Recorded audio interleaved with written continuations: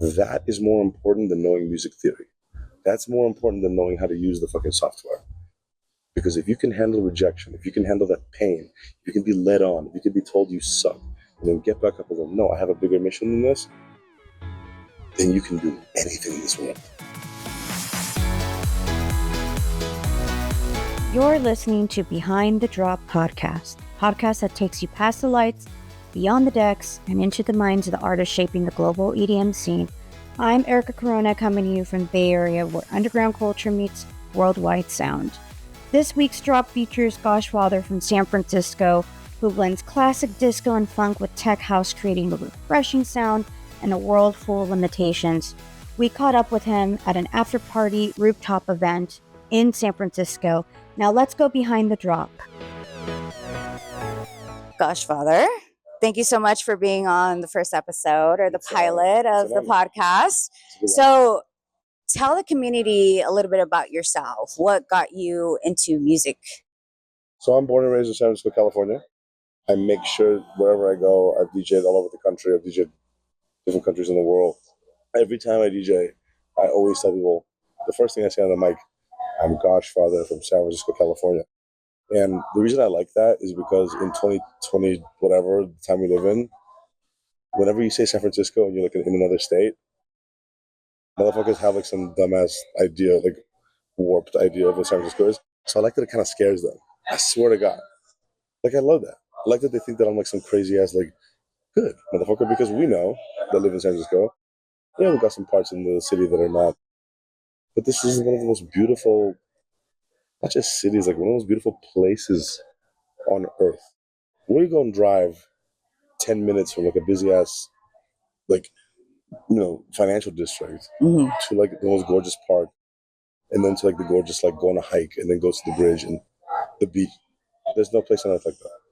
So people can talk shit about San Francisco all they want. Anywhere that I go play, I don't care if it's EDC, which I just played a couple weeks ago. Which, congratulations. That's a huge success for you. First thing I said when I got on the mic, I'm Goshfather from San Francisco, California. It's so important to me to make sure that people understand that I'm from the city. Because I wouldn't be, all the instincts, all the experiences that I had when I was like younger, growing up and shit, it's all because of San Francisco. Everything that I ever did led me to this point because of San Francisco. So that's it. Period. And mind you, I have supported this guy years ago when he was Goshfather and Jinko back in San Jose. Yes. And let me tell you, I knew that he was going to make it. Oh. And look at him now. He just recently played at EDC, and he just played at the block party at the Midway for the Chainsmokers. So it's just amazing that. And, one question I always like to ask artists is, what's been your biggest influence? Because I know disco house is like your biggest. So, when I was in Goshfather and Jinko and, we broke up in 2015, our biggest influences were like Skrillex and like any bass music, any dubstep artists. And one of the reasons that we kind of like drifted apart, we broke up, was because I believed in house music. I wanted to make, in 2015, I was like, I want to make funky, happy music. I don't want to do this. I mean, I love trap. I'm very good friends with Floss Adamas. Shouts out Floss. Good times ahead. People that are pioneers in like bass music, trap music. But I wanted to make happy, funky, boogie shit for 10 years. And it was funny, I had multiple managers in that time.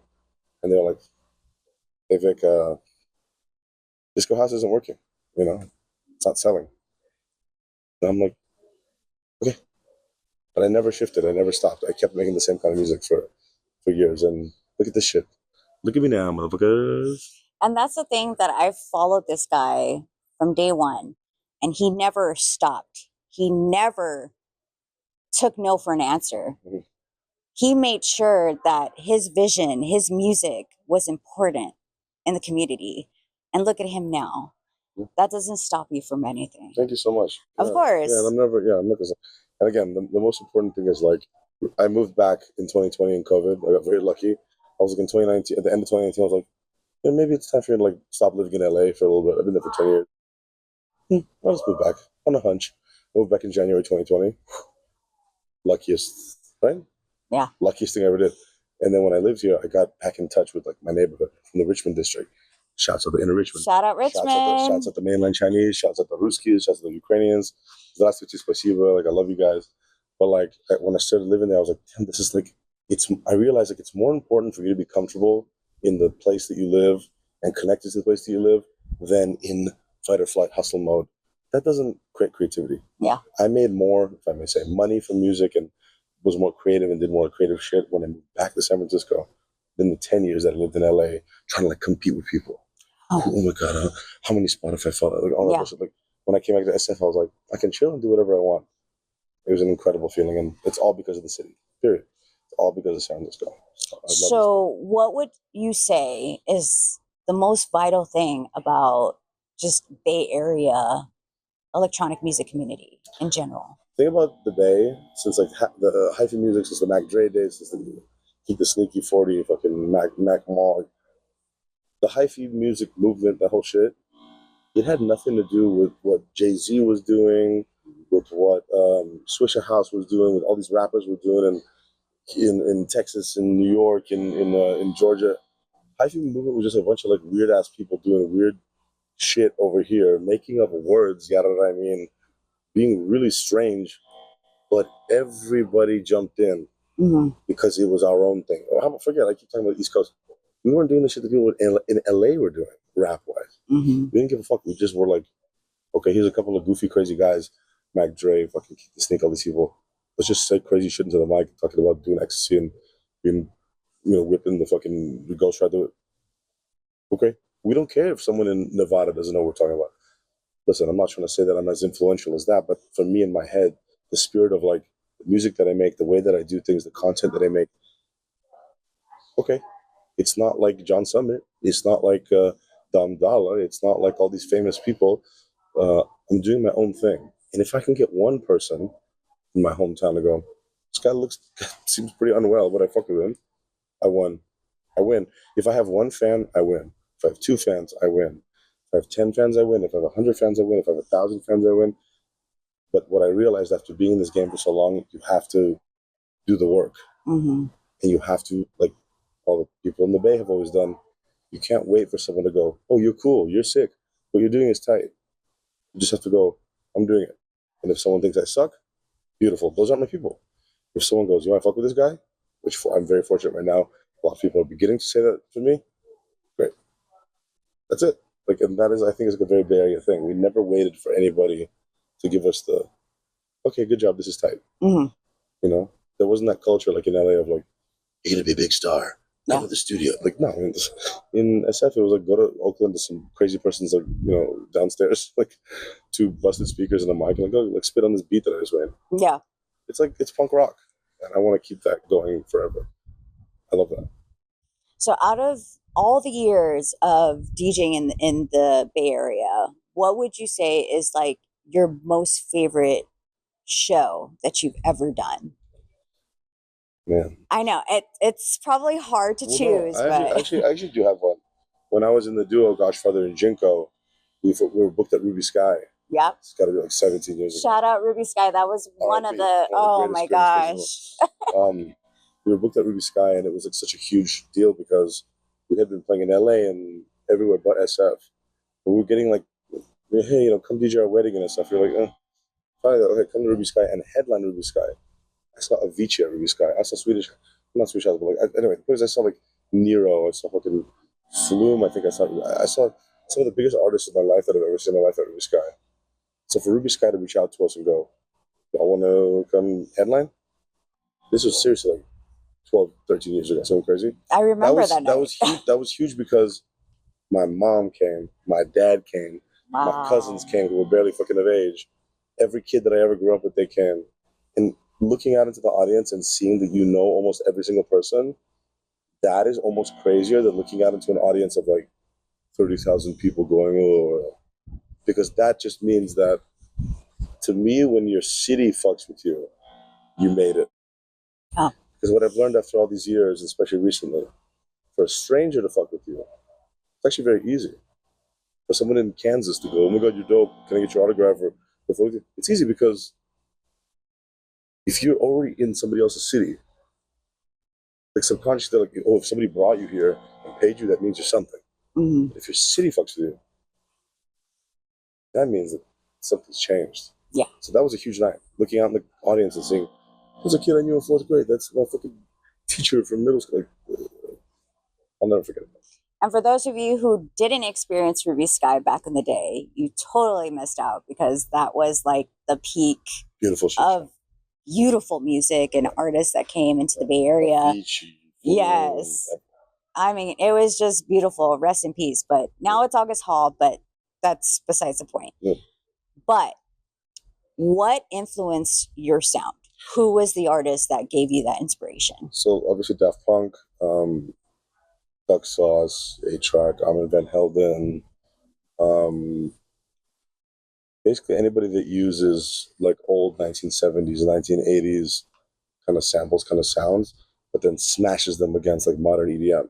Because it's funny because like for a couple of years, just to give you guys an idea of how much I struggled for 10 years, when I told people, oh, I'm a disco house DJ, because at first I said I'm a disco DJ for many years, they were like verbatim. It must have been at least 100 people that were like, oh, you do weddings? Like, because like motherfuckers are like, oh, you play ABBA and YMCA, and I was like, oh my gosh, I do because those are bangers, but that's not when I say disco house. I'm like, it's that world. Armin van Helden, Duck Sauce, Purple Disco Machine, Daft Punk, like Justice, like it's taking the textures and the feeling, the groove of that era, and smacking it against modern EDM, which is. But again, it's one of those things where it's like that challenge of like explaining that to people, and I know we're deviating from the question, but anyway, that's the point. Like disco house and what I'm doing is not new. Daft Punk already changed the world by taking songs from 1972, putting electronic music over it, but it disappeared for a very long time. It's coming back slowly, but those people influenced me so much because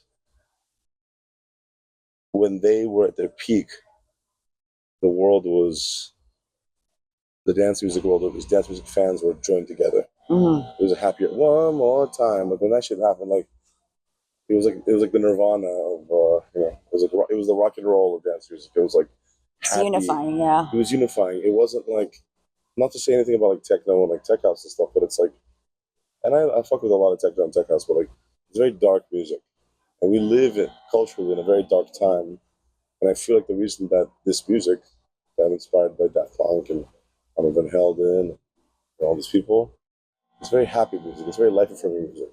I think when times are dark, music has to be light. And that's what I think people are reaching for. And that's what, on some unconscious or subconscious level, I think that's why I'm getting success. Because people come to my shows, it's not. Yeah. It's, and that's my mission's accomplished. The minute that happens. What would you want to give advice to anyone in the music industry, whether it's up and coming artists or anyone who wants to get involved in the music community alone? Oh, yeah. What would be one good advice for you to give? Step one, anybody that sees this, follow me on Instagram Threads, because Instagram Threads, I use it completely differently than like my other social media platforms. I only use it to educate. I'm not on there going, new song out front. I mean, I do a little bit, but 99% of shit on there, I'm talking to kids that like just picked up a guitar last week. Say, I want to be a rock star. And I go, all right, good, but let me tell you what that entails. Okay, 10 years of heartbreak until somebody So I'm on there all the time giving advice, so whoever's seeing this, but I'll give you guys advice right now. Number one, music industry is not about how talented you are. It's not about how good looking you are. What it's about is if you want to be successful in the music industry, it begins in your own mind. If you're a negative fucking person, if you're a pessimistic person, if you look for the worst in situations, if you have like a conspiratorial mindset, like, oh, the industry's rigged, like only rich people and hot people and people that know people get there. If you look at the world like that, if that's your worldview, then guess what? Congratulations. All of those things that you believe in the world are going to come true. That's the power of the human mind. If you go, they're all out to get me, they're actually all out to get you. But if you wake up and go, I don't care about that shit. I just care about what I want to do. I want to make music.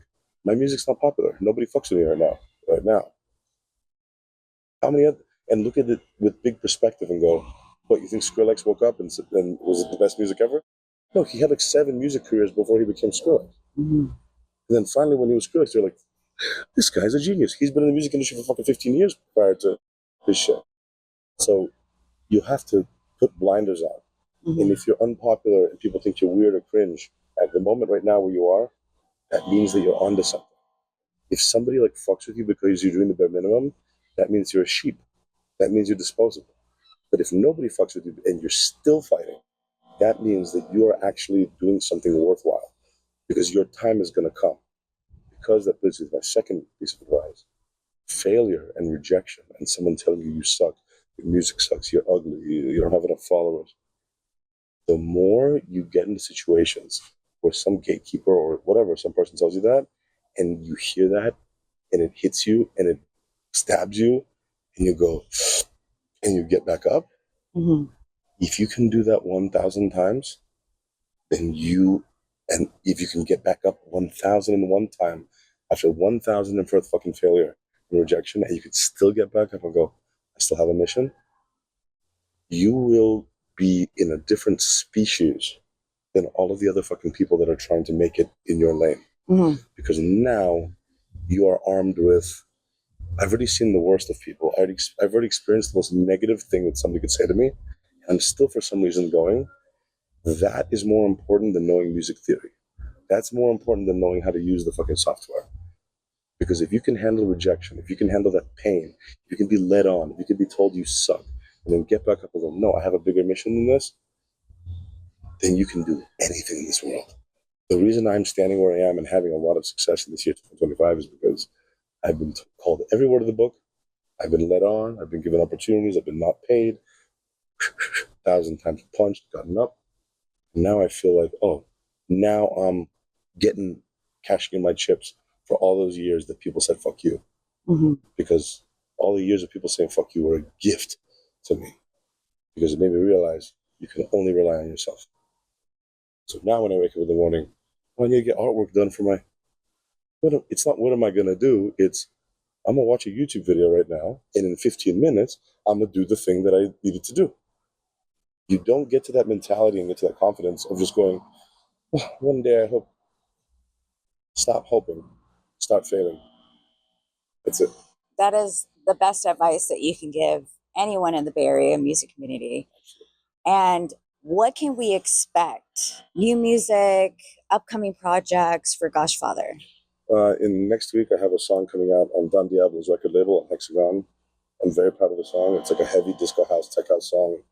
It's like a very good example of like where I'm at musically right now. I'm kind of surprised they signed it because it's like a fucking weird ass, not like EM like record. It's very like kind of disco, and then it'll come out next week. I'm playing Into the Horizon Festival with the Chainsmokers. July 4th, I'm playing in Denver with LF System, some of my favorite fucking people. I'm playing in LA, I'm playing in Santa Cruz, I'm playing in Detroit. July is going to be a crazy month because I'm playing in New York at the end of the month, playing in Nashville, playing in Chicago. I'm going to be fucking everywhere, and I'm not going to stop. I guess one last piece of advice I give people is like, when you start having success, the old me, whenever I had like a little success, I had, like back in the day, I had a collab with the bingo players. The huge legends. I had a collab with them. And then for like 3 years after that collab, I was like, I'm the shit. No. The minute you have a huge gift that comes from the sky to your life, you need to become 20 times more paranoid, 20 times more active. Yeah. You can't just be like, I did it. You didn't did it. You didn't did it. You got lucky. You caught a layup. You need to go 10x. I just played EDC. I got the Insomniac radio gig. I have a lot of blessings happening in my life. The old me will go, let's kick it. Let's go party. You know, let's go fucking get it. No. You need to go. These blessings are like a warning almost. You got to now get insane. You have to become crazy now. Yeah. You have to go in there and you have to 20 times more than you were doing before. So that's going to happen. You're going to see a lot of me. I get very annoyed in my red jacket, so get ready. One piece of advice, always stay humble. Okay. Never forget where you come from. Never be entitled. Yes, never. Well, thank you so much, Goshfather. Sure. I appreciate this interview. Oh, yeah. And I look forward to everything. Of course. I look forward to more for you. And yeah, make sure to follow him on socials. And like I said, More episodes are coming for Behind the Drop podcast. Let me know what your questions are, what you want to get to know in the music community, and I'll be doing more interviews and insights and content for you all. All right. See you. If you enjoyed this episode of Behind the Drop podcast, don't forget to add us on all social platforms on Instagram, Facebook, and TikTok at Behind the Drop podcast. You can find our episodes on YouTube, Apple, and Spotify podcasts. Don't forget to follow and support our special guest Goshfather on Instagram, Facebook, Twitter, and TikTok at Goshfather. And don't forget to listen to his new song that's out now, Where Were You, on Spotify through Hexagon Records. And make sure to listen to his guest mix on Hexagon Radio episode 542. Next upcoming show is this weekend, Saturday, June 21st and Sunday, June 22nd at Into the Horizon Festival in San Diego. Make sure to follow us for more episodes.